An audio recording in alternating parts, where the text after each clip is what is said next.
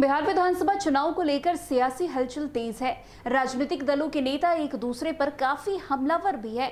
आरोप प्रत्यारोप का दौर भी जारी है। इसी कड़ी में रविवार को पटना के ऐतिहासिक गांधी मैदान में वक्फ संशोधन कानून के खिलाफ एक बड़ी रैली हुई। इस रैली में राजद नेता तेजस्वी यादव ने ऐलान किया कि अगर उनकी सरकार बनी तो वो इस कानून को बिहार में लागू नहीं होने देंगे और इसे कूड़ेदान में फेंक देंगे। तेजस्वी यादव के इस बयान पर बीजेपी ने सोमवार को कड़ी प्रतिक्रिया दी है।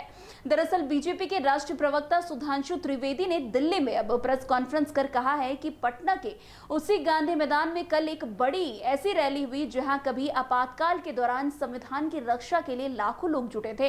तेजस्वी यादव ने वहां खड़े होकर संसद द्वारा पारित कानून यानी कि वक्फ संशोधन कानून को कूड़ेदान में फेंकने की बात कही। ये संसद और न्यायपालिका दोनों का अपमान है क्योंकि ये कानून संसद के दोनों सदनों से पास हुआ है और कोर्ट में विचाराधीन है।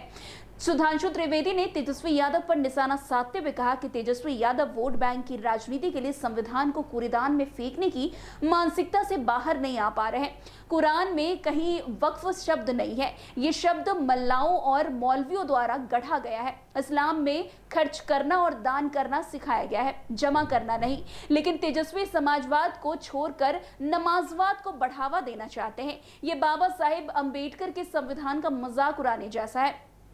इतना ही नहीं, बीजेपी के प्रवक्ता ने सवाल उठाया कि क्या तेजस्वी यादव बिहार में सरिया कानून लाना चाहते हैं। सरिया इराक, तुर्की, पाकिस्तान और सऊदी अरब में भी पूरी तरह से सरिया कानून लागू नहीं है।